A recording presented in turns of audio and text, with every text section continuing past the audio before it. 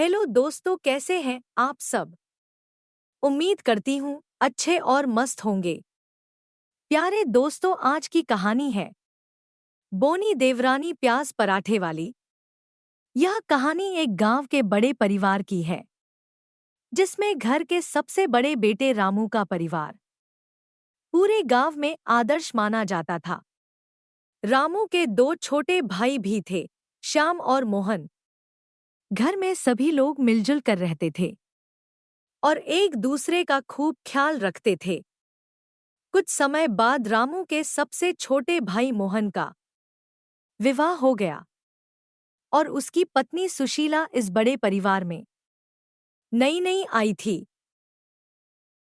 सुशीला का कद छोटा था, इसलिए उसे पूरे गांव में बोनी देवरानी कहा जाने लगा।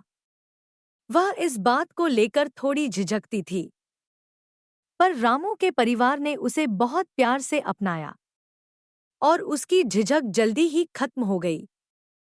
सुशीला का मन अब अपने नए परिवार में रमने लगा था। सुशीला को खाना बनाना बहुत पसंद था और वह हर तरह के पकवान बनाने में माहिर थी।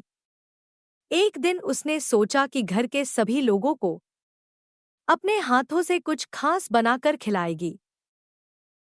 उसे प्याज पराठे बहुत पसंद थे, इसलिए उसने सोचा कि सभी के लिए प्याज के पराठे बनाएं।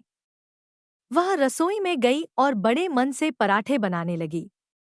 उसने पराठों में ढेर सारे प्याज और मसाले मिलाए ताकि पराठों का स्वाद और भी लाजवाब हो जाए।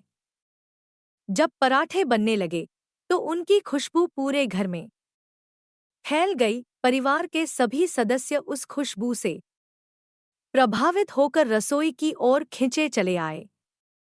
सुशीला ने सबसे पहले अपने जेठ रामू को पराठा परोसा। रामू ने पराठे का पहला निवाला लिया और उनकी आंखें चमक उठीं। उन्होंने तारीफ करते हुए कहा, वाह सुशीला, तुम्हारे हाथों में तो जादू है। ये पराठे तो बहुत ही स्वादिष्ट हैं। इसके बाद सभी ने बारी बारी से पराठे खाए और हर कोई उनकी तारीफ किए बिना नहीं रह पाया। सुशीला की खुशी का ठिकाना नहीं रहा। उसे लगा कि उसने अपने परिवार के दिल में जगह बना ली है। प्याज के पराठों की खुशबू और उनके स्वाद की चर्चा गांव में फैल गई। लोग कहने लगे, रामू की बोनी देवरानी तो खाना बनाने में बहुत ही हुनरमंद है। उसने प्याज के पराठे ऐसे बनाए कि पूरा घर खुश हो गया। यह सुनकर सुशीला का आत्मविश्वास बढ़ गया।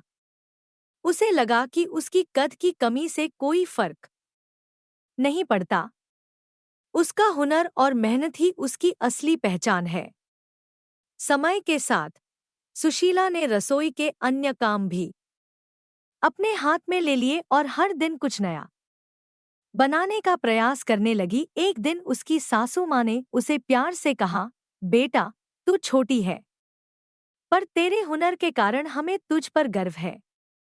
हमारे घर में जो मिठास आई है वह तेरे प्याज के पराठों से शुरू हुई थी। सुशीला के मन में यह बात गहरी बैठ गई। उसे एहसास हुआ कि प्यार और अपनापन किसी के कद या बाहरी रूपरंग से नहीं, बल्कि दिल से जुड़ा होता है। एक दिन गांव में एक बड़ा उत्सव हुआ, जिसमें हर घर की महिलाओं को कुछ विशेष पकवान बनाने के लिए कहा गया। रामू की मां ने सुशीला से कहा, बेटा, इस बार भी प्याज के पराठे तू ही बना। यह तेरा ही हुनर है जो पूरे गांव में जाना जाए। सुशीला को यह जिम्मेदारी मिली और उसने बड़े मन से प्याज के पराठे बनाए। गांव के लोग इन पराठों का स्वाद चखते ही उसकी तारीफ करते नहीं थके। सभी ने कहा, रामू की बोनी देवरानी ने साबित कर दिया कि असली कद इंसान के हुनर और दिल का होता है। उत्सव के बाद सुशीला ने समझा कि कद छोटा होने का कोई महत्व नहीं है, बल्कि उसके कर्म और उसका हुनर ही उसकी असली पहचान है। उसे अब यह सोचकर खुशी होती थी कि वह अपने परिवार और गांव में प्यार और सम्मान कमा चुकी है। यह कहानी हमें सिखाती है कि बाहरी रूपरंग और कद का कोई महत्व नहीं होता। असली कद इंसान के दिल, मेहनत और हुनर से बनता है।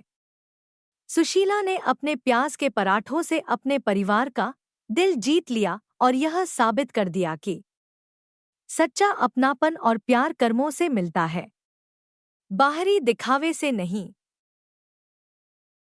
प्यारे दोस्तों, यह कहानी यहीं पर समाप्त होती है।